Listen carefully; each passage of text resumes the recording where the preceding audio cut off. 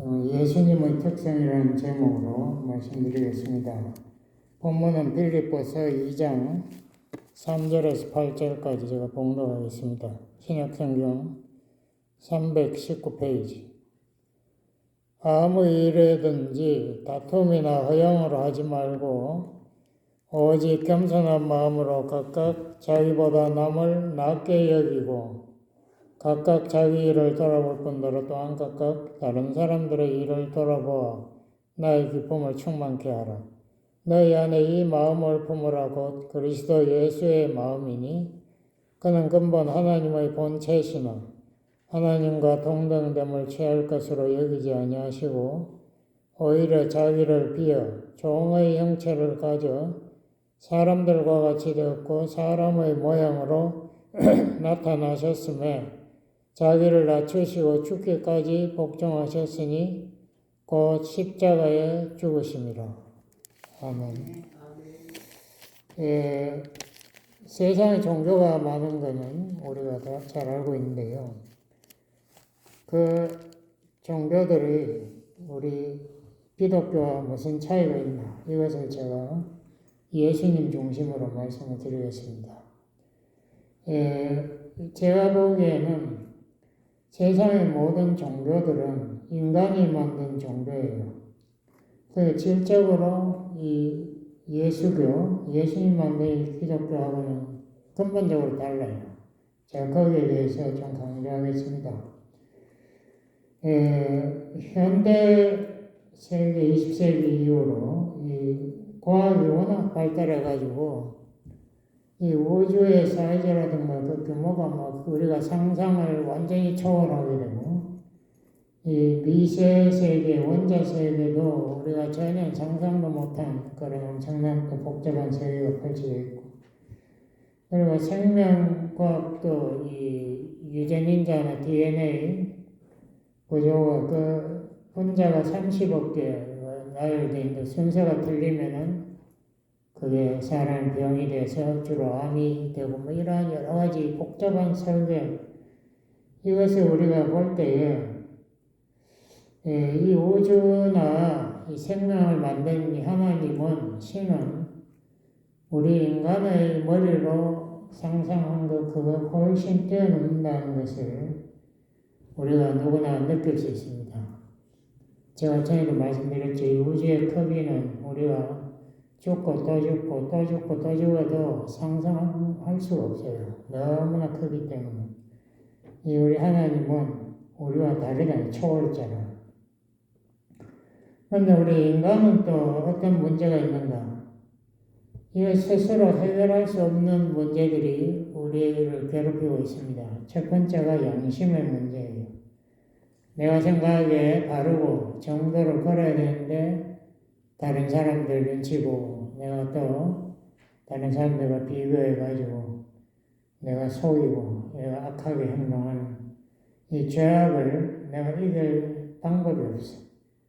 그래서 내가 정당화하려고 다른 사람보다 내가 조금 낫다는 거 그거 인정받으려고 막 그렇게 피를 흘리면서 싸우는 인간이고, 그리고 끝까지 자기 자신의 문제를 인정하지 않는 사람들이 너무 많아요.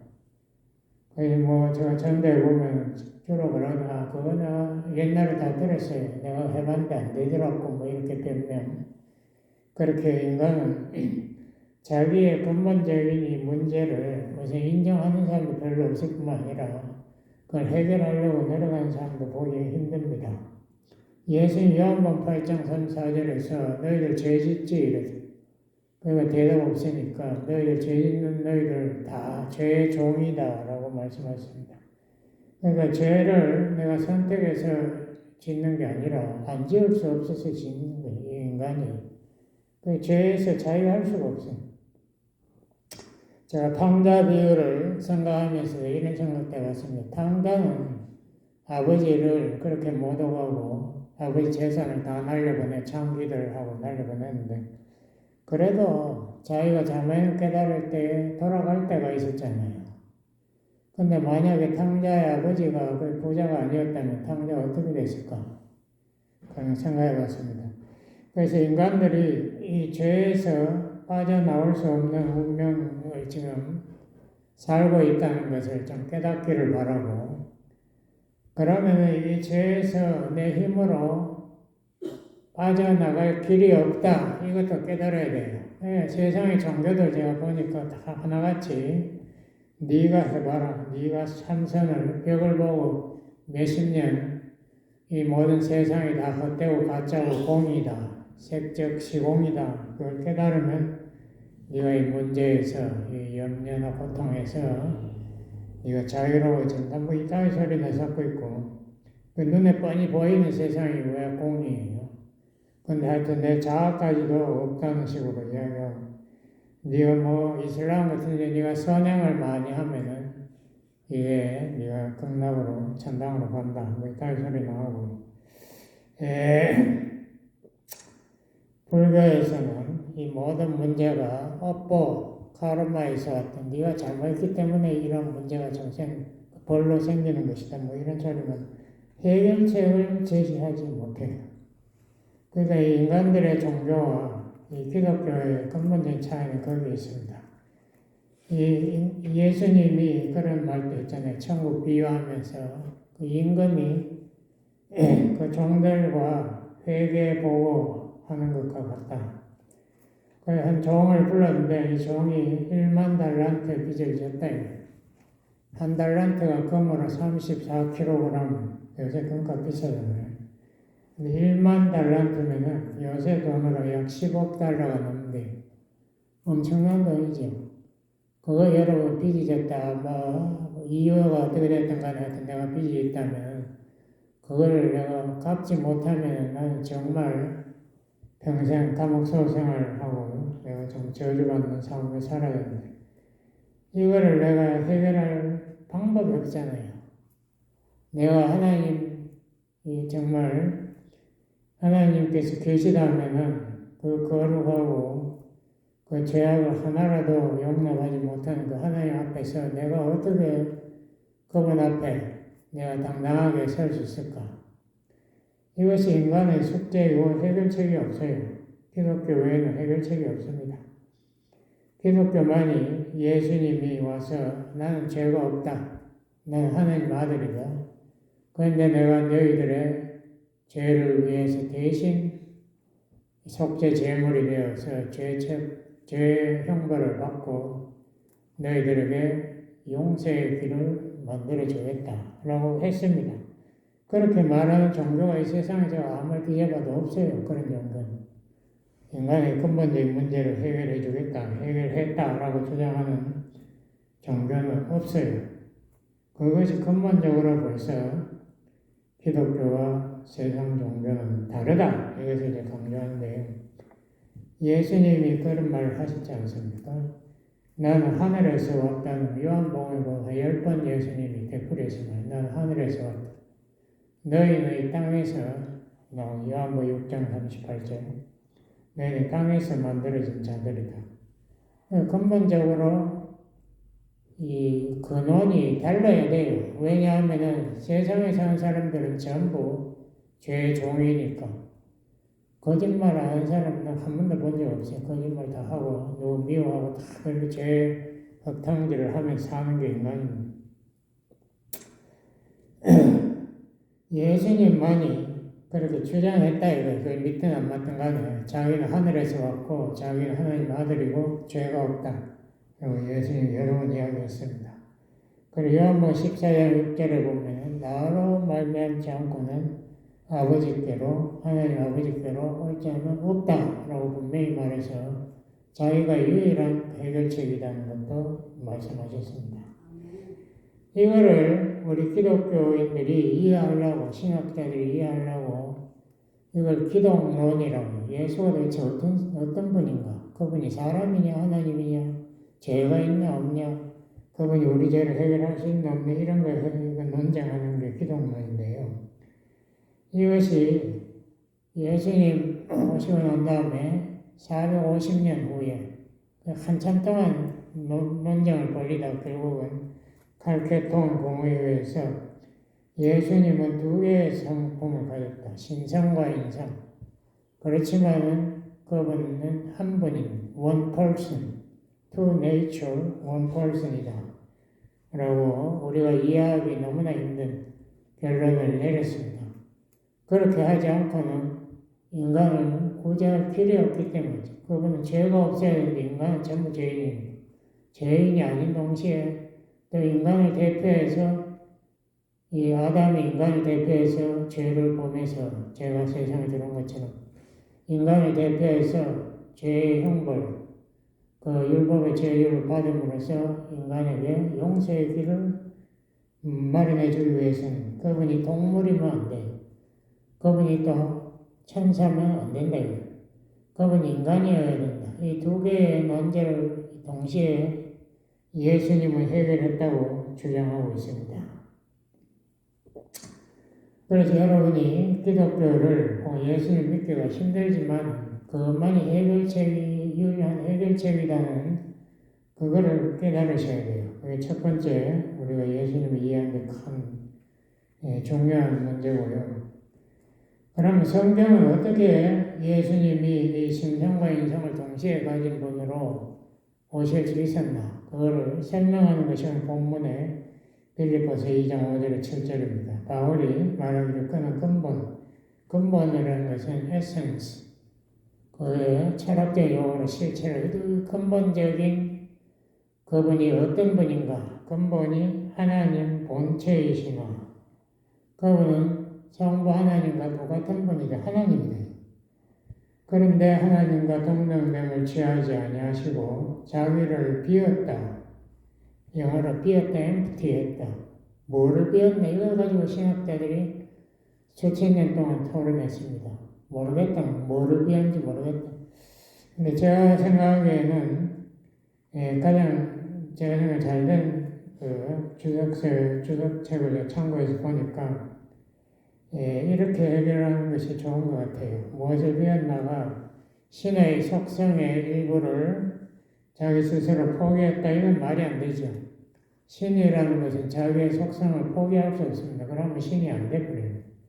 그럼 아예 신이 아니고 신을 포기하고 인간으로 왔다 뭐 이렇게 해야 되는데 그 신이 인간이 되었다가 또 신으로 돌아갔다. 그거 참 이해하기 힘들죠. 그것이 신이 근본적으로 할 수 없는 주장을 하는 것, 그건 아닌 것 같고, 자기를 비웠다는 뜻은 신의 능력을 스스로 일시적으로 제한했다. 영어로 limited. 자기의 능력을 일시적으로 제한했다. 이게 제일 맞는 것 같아요. 인간으로 올라니까 자기가 모든 걸 다 할 수 있으면 이거는 죄에 꼼짝 못하고 이런 인간하고는 너무나 근본이 다르기 때문에 신인 동시에 인간이 될 수가 없어요. 그러니까 신의 능력을 인간이 오신 동안에는 제한함으로써 비로소 신이 자기가 뭐든 될 수 있으니까 인간의 역할을 할 수 있다는 이런 이론이 제가 생각에 가장 제대로 된 설명이라고 저는 생각하는데요. 그것을 설명하기 위해서 성경의 몇 구절을 예를 들겠습니다.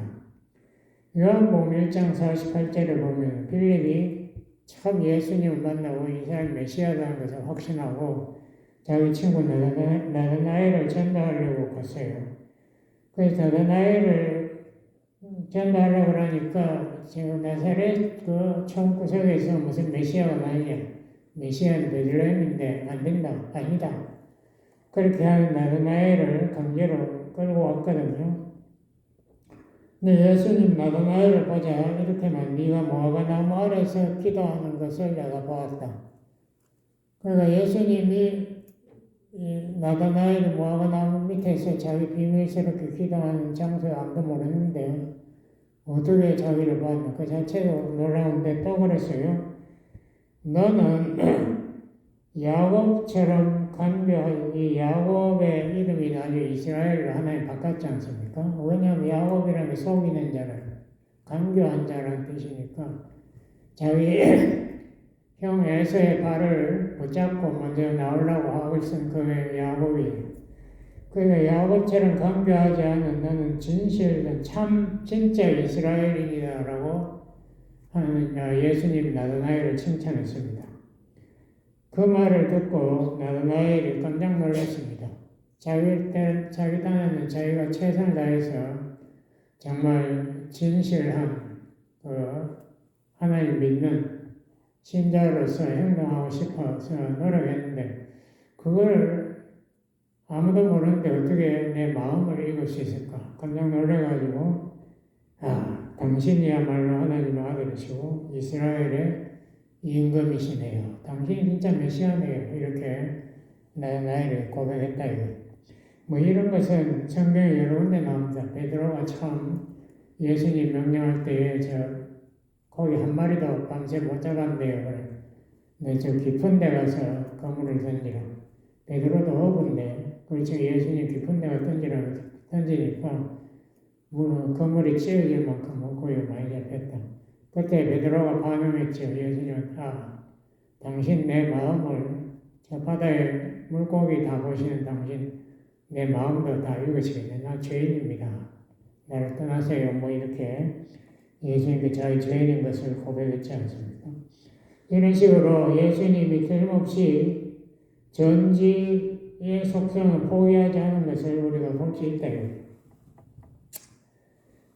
그렇지만 또 신성을 제한한 예를 보면은 마태복음 24장에 보면 예수님이 말세에 예언하는 중에 이런 말을 했습니다.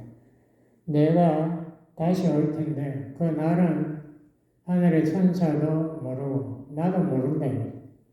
그럼 예수님 거짓말 하면 안 되잖아요. 그 진짜 자기가 그 날짜를 뭐 옛날에 알았겠지. 그렇지만 그 날짜를 아예 자기 기억에 지어버리고 온 거예요. 정말 자기가 모르는 자기 전지의 일부를 또 분명히 제한한 것을 볼 수 있습니다.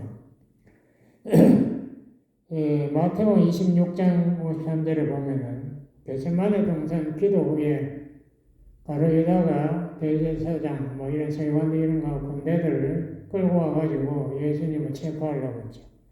근데 베드로가 흥분해가지고 칼로 대제사장의 종을 귀를 잘랐습니다. 그때 예수님이 그랬지 않습니까? 내가 지금 아버지께 구하여 천사 12사단 영을 오게 할 수 없는 줄로 아느냐. 예수님 같은 내 같으면 이렇게 말할 것이요. 내가 지금 명령하여 천사 12사단을 오게 할 수 없는 줄로 아느냐. 그렇게 하면 성경의 예언이 어떻게 이루어지겠는가? 예수님이 자기가 할 수 있다는 말을 안 하지 않습니까? 자기 능력을 안 쓰겠다는 권세를 분명히 여기에서 말하지 않고 아버지께 부탁해서 아버지가 천사 8,000명을 지금 당장 보낼 수 있다. 그렇게 할 때 저 인간들을 그 악한 인간들을 다 지옥에 그 자리에 집어 던져 넣을 수 있는데 내가 왜 안 하겠는가? 그건 성경의 예언을 이루기 위해서입니다. 그러니까 보면 분명히 예수님이 뭐 거짓말을 소리놓고 자기 신성의 능력을 혹은 권세를 제한한 것을 볼 수 있습니다. 마태복음 4장 1절에도 보면 예수님이 세례요한에게 세례받을 때 성령이 비둘기같이 임해서 충만해졌습니다. 그러니까 당장 성령이 예수님을 광야로 내몰았다. 영어로 드라이브했다. 광야로 내몰았다. 그 마치 예수님이 가기 싫은 걸 내모른 것처럼 써놨거든요. 그래서 왜 가나? 거기에서 마귀에게 시험받게 하기 위해서 성령이 내몰았다. 아니 예수님이 그걸 모를까? 자기가 시험 받아야 된다는 거, 마귀가 시험하려고 하는데 그 마귀를 이긴다는 것을 좀 보여줘야 됩니다. 그런데 여기 보면 마치 수동적으로 끌려간 것처럼 써 있어요.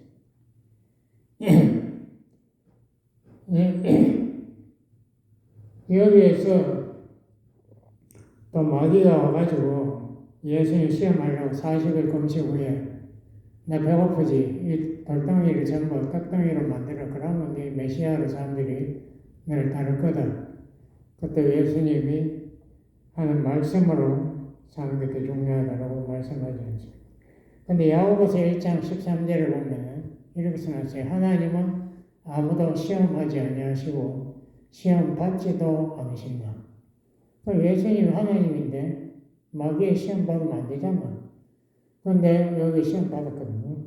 예수님이 자기의 그 신성을 스스로 제한한 것을 분명히 볼 수 있습니다. 하나님 너무나 거룩하기 때문에 마귀가 감히 와서 시험할 수도 없고 또 시험 받지도 않는데 시험 받았어요. 3번이나. 그뿐만이 아니지 않습니까? 계속 예수님의 사역, 계속해서 예수님의 수제자 베드로가 예수님 신앙 고백하자마자 예수님이 자기 십자가에 죽어야 된다니까 베드로가 예수님 끌어당기면서 내가 당신을 보호할 테니까 절대 그런 일 없습니다.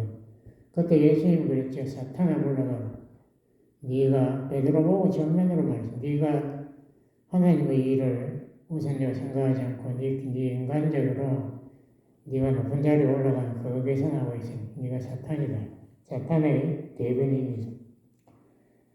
이것만 또 유혹한 게 아니라 십자가 위에서도 유혹했습니다. 그 밑에서 유대인들이 머리를 흔들며 조롱했대.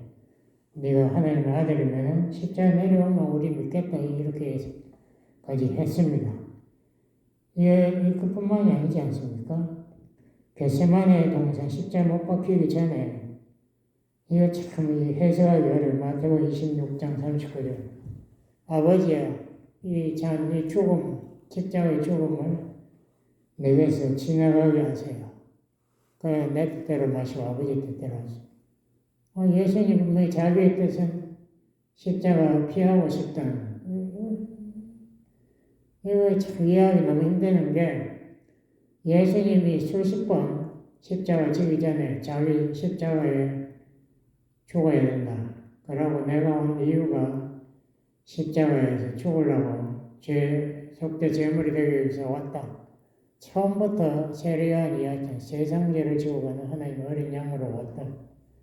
그런데 예수님이 갑자기 내 뜻은 십자가 피하고 싶다. 이 말이 너무나 이거는 앞뒤가 안 맞는 말로서 뭔가 이 성경 쓰는 사람이 뭘 실수했지 않나 하는 그런 생각도 들. 왜냐하면 제 아들은 그때 졸아서 전부 다 잠에 꼴락 떨어졌는데 어떻게 예수님의 기도를 그렇게 다 기억하고 있었을까? 하여튼 어떻게 됐든 간에 그게 성경의 최고로 해석하기 어려운 구절이고요. 하여튼 어떻게 됐든 예수님이 자기의 원, 인간적인 원, 그 인성과 신성이 충돌하는 이 순간에 자기 인성에 원하는 것을 자기가 포장하고 나의 원대로 마옵시고 아버지의 원대로 되게 하세요. 뭐 이렇게 말했는데 두 번째 기도, 3번 기도했지 않습니까? 두 번째 기도에 보면은 그 내용이 확 달라집니다. 이 잔이라고 그러는 십자가 죽는 하나님 진노를 받는 잔. 이 잔이 피하도록 도와주세요가 아니에요. 두 번째는 내 잔을 내가 잘 마시도록 도와주세요. 이렇게 기도합니다. 그래서 어떤 첫 번째 기도가 상당히 해석하기 어려운데 어쨌든 간에 두 번째 기도 보면은 예수님은 분명히 자기 마음이 이미 오래전에 처음부터 결정되어 있어요. 자기가 죽으러 왔다고. 자기가 모세가 그 뱀을 장대 위에 세운 것처럼 자기도 나무 위에 매달려야 된다.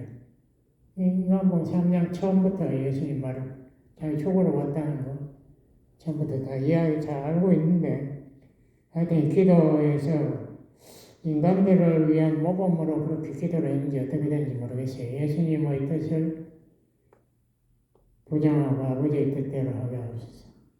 거기에 보면 뭔가 인성과 신성이 부딪히는 것 같기도 하고 하여튼 뭐 조금 이해하기 어려운 그런 부분까지 있을 정도로 인성과 신성이 동시에 존재한다는 게 이해하기 너무 어려운 그런 문제가 있습니다. 그 다음에 이 예수님의 또 특징 중에 하나가 세리와 죄인의 친구로 불렸다. 여기 죄인이라는 것은 유대 사회에서는 창녀라고 부르지 않고 죄인이라고 부르지. 그러니까 창녀의 친구라면 이거 어떻게 됩니까? 세리의 친구, 세리한테 돈 좀 받아먹으려고. 아니, 그때 사케오 집에 들어가려고 하니까 사람 뒤에서 손가락질 했거든요. 저 예수 저 가난뱅이가 사케오한테 가서 돈 몇 푼 받아먹으려고 저 돈 없는 집에 들어간다. 이러면서 손가락질을 예수님이 그랬지 않습니까? 사케오도 아브라함의 아들이다. 이것도 그 생명을 살려주기 위해서 그걸 회개하는 것을 우리가 기뻐하고 우리가 그를 축하해줘야 된다고 이야기했습니다. 또 놀라운 것은 예수님 처음 사역할 때에 레위라는 사람이 또 세리인데 예수님 전도하는 그 옆에서 이 판을 깔아놓고 세금을 막 걷어들이고 세금을 걷어들이는 것 첫 번째 로마를 위해서 로마 정권을 위해서 세금을 걷어들이고 두 번째는 그거를 뭐 10배씩 20배씩 부풀어가지고 자기 착복하려고 그게 세금을 많이 받아들였대. 그것은 이스라엘 사람들이 전부 민족 반역자로 손가락질했는데 그 레위를 나를 따라오너라. 자기 제자로 딱 삼아버렸네. 그래서 우리가 인간적으로 생각하기에는 이건 불가능한, 그렇지 않습니까? 요새 뭐 한국에서 보면 일제시대에 관리했다면 뭐 그냥 무슨 조고자를 지었다고 그 사람 집안을 막 손가락질하고 야단나는데 그런 사람을 자기 제자 불렀다. 그래서 레위가 잔치를 해가지고 이 세리들을 불러가지고 전도하려고 했는지 어떻게 됐는지 잔치를 하니까 옆에 사람들이 저 세리와 죄인의 친구 저 먹고 마시는 거 좋아하는 인간이다. 예수를 공격했지 않습니까? 예수님이 한 번은 18년간 등이 꼬부라진 여인을 안식일날 병을 고쳤습니다. 병을 고쳐 등이 팍 펴지게 하니까 사람들이 군지렁댔어요. 아니 왜 하필 안식일날 내일 하루만 기다렸다고 저 사람이 뭐 등이 18년이나 꼬부라졌는데 하루 빨리 바로 편다고 무슨 큰일 생기나. 하루만 기다리지. 그래서 예수님을 안식을 지키지 않는다고 맹공격을 했지 않습니까? 그때 예수님이 그랬어요. 이 여인도 아브라함의 딸이다. 너희들은 저주받아서 이 여인이 사탄의 병에 걸렸다고 저주하지만 이 여인도 하나님께서 언약한 그 후손의 한 사람이다. 이 사람을 우리가 살려서 하나님 백성으로 만드는데 왜 하루를 지체하느냐. 오늘 이 사람을 고치는 것이 무슨 불만이냐. 예수님이 그렇게까지 말했습니다. 이게 막달라 마리아에 대해서도 참 이게 신기해요. 막달라 마리아가 누가복음 8장 2절에 보면은 7 귀신이 들렸던 막달라 마리아가 처음 나오고 여자들이 예수님을 공략하는 그 여인들이 전부 다 중병에 걸렸다고 예수님의 그 능력으로 치유를 받았는데 예수님이 또 치유할 때도 꼭 그러잖아요. 성령의 능력으로 치유한다고 그래. 자기 능력으로 한다고 그래. 하여튼 어떻게 됐든 간에 이 막달라 마리아는 7 귀신이 들었던 여인이라. 이 성경에 계속 그렇게 나온다고. 그 7 귀신이란 뜻이 뭔가? 귀신이 7마리가 있다는 거 아닌가? 근데 예수님이 마태복음 12장에 보면은 7 귀신에 대해서 이야기합니다. 귀신이 쫓겨났다가 갈 데가 없어가지고 그 본래 집으로 돌아와 보니 그 집이 수리돼가지고 자기가 과학이 더 좋게 됐다.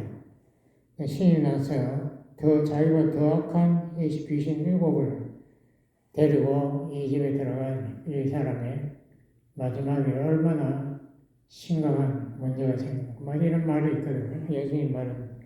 7 귀신이라는 것은 극악한 귀신, 최악의 귀신이라는 이런 뜻을 상징한다고 이야기합니다.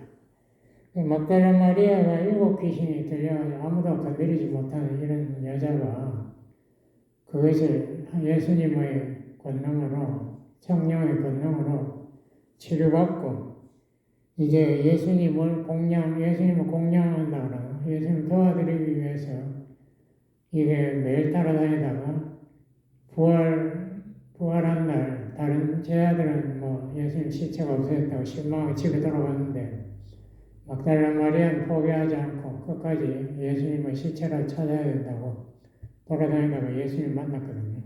처음 만났어요. 우리에게 생각하면 예수 부활의 첫 증인인데 그 당시 이스라엘의 관습에 의하면 여자는 재판장에서 증인으로 설 수 없어요. 인정 안 해주니까 인간으로 인정 안 하니까. 근데 성경을 만약에 어떤 사람들은 그런 이야기 성경이 조작됐을 거라고 나중에 성경이 조작한다면 이렇게 아주 유치하게 조작을 하지 않죠. 증인의 자격도 없는 여자가 먼저 부활을 봤다. 그리고 예수님 제자들에게 일러줬다. 그거는 성경을 조작해도 아주 유치하게 잘못 조작한 거 아닙니까? 그거 뭐 최소한데 베드로가 먼저 보고 그 다음에 뭐 제자들이 와서 보고 어쩌고 이렇게 이야기가 돼야죠. 그런 것도 보면은 성경이 조작한 게 아니에요. 예수님의 제자들 그 당시 성경이 기록되었을 때 교회의 지도자들인데 그 사람들 행동하는 거 보면 하나에서 열까지 너무 유치해요. 이 사람들이 성경 보고 분노 안 했을까 그런 생각 들더라고요. 자기들을 완전히 바보 취급하는 그런 식으로 써놨으니까. 조작했다면 그렇게 조작하진 않죠. 그 사람들이 지금 교회 지도자인데 그 사람들 뭐 잘한 것도 좀 칭찬해가면서 하지 그렇게 일방적으로 그 사람들 바보식으로 그렇게 기록하지는 않는데요. 예수님의 사마리아인에 대하는 것도 너무나 독특합니다. 우리 한국 사람들 중에 일본 사람 미워하는 사람들이 많아요. 목사들도 일본 사람 미워하고 저주하고 사는데요. 물론 일본이 그렇게 악하게 행동한 것은 사실이지만 그 당시에 사마리아인들이 이 유대인들이 바벨론에서 포로하다가 돌아왔을 때 성전을 다시 세우려니까 얼마나 방해했습니까? 그때도 그 방해를 무릅쓰고 느헤미야가 그 앞에 처음에 성전 세우고 느헤미야는 또 성벽까지도 또 사마리아인과 싸우면서 다시 세웠죠. 그 사마리아인은 이스라엘 사람들이 개라고 불렀습니다. 그건 인간이하다. 근데 예수님은 사마리아인을 이야기할 때 항상 이 좋은 예로 그의 비유에 등장하지 않습니까? 대표적인 게 선한 사마리아인. 그 당시에 레위인이나 제사장들이 피해가던 강도 맞는 사람을 선한 사마리아인이 그 사람 끝까지 책임지고 치료해줬다. 너희도 이와 같이 이웃을 사랑하라. 그 예수님의 이 사마리아인에 대한 태도나 세리나 죄인 창녀에 대한 태도 오늘날 봐도 너무나 놀라운 겁니다. 이 완전히 상식과는 완전히 다른 예수님은 완전히 별개의 사람이에요.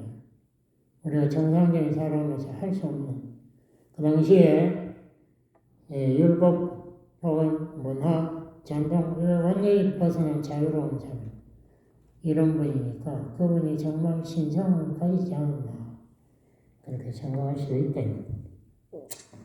마지막으로 이 지행 합의에 대해 잠깐 말씀드리면요. 이 사도행전 1장 1절에 보면 이렇게 생각해요. 예수님이 행하시며 가르치기를 지금 기록한다. 이 가르친 건 먼저 안 나오고 행한 것부터 나와요. 그분이 자기가 다 실천한 거예요. 가르쳤지 안 한 거 가르친 적 없다 이 말이죠. 중국의 왕양멍이 16세기 사람인데 이 사람이 이런 말을 했습니다. 아는 것은 실천의 시작이고 실천은 삶의 완성이다. 참 좋은 말을 배워가면서 실천하는 것이고 실천을 통해서 아는 것을 완성해 나간다. 그런데 이 사람이 성경을 알 때는 그렇지 않다 했거든요. 제가 이거 몇 번 이야기했지 않습니까? 우리가 순종을 해야 참을 깨닫는데 체험적 지식은 머릿속에 그냥 외운 지식과 다르다는 것을 제가 수십 번 이야기했고 똑같은 말이에요.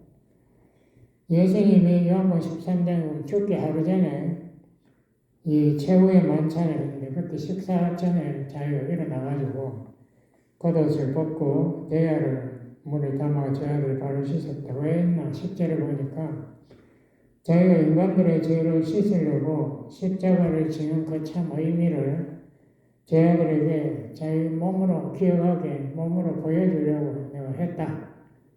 예수님의 행동하는 사람들이에요. 그냥 보통 사람 같으면 다 그냥 하라고 교훈만 남기겠지. 뭐 옛날 유명한 신학자들 보니까 자기 삶을 사람들을 위해서 희생했다 이런 사람 한 사람도 없더라고. 철학자 마찬가지. 뭐 그런 사람 하나도 없어요. 우리 예수님처럼 행하면서 우리가 본을 보이는 그런 삶을 살아야 되겠습니다. 기도하시겠습니다. 하나님 감사합니다. 우리 예수님은 참 하나님이시고 참 인간이십니다. 그렇기 때문에 예수님은 우리의 죄를 담당하시고 우리가 예수님을 믿고 영생을 얻을 수 있음을 믿습니다. 예수님을 따라서 우리도 실천하는 사람들 다 만들어주세요. 예수님 이름으로 기도드렸습니다. 아멘.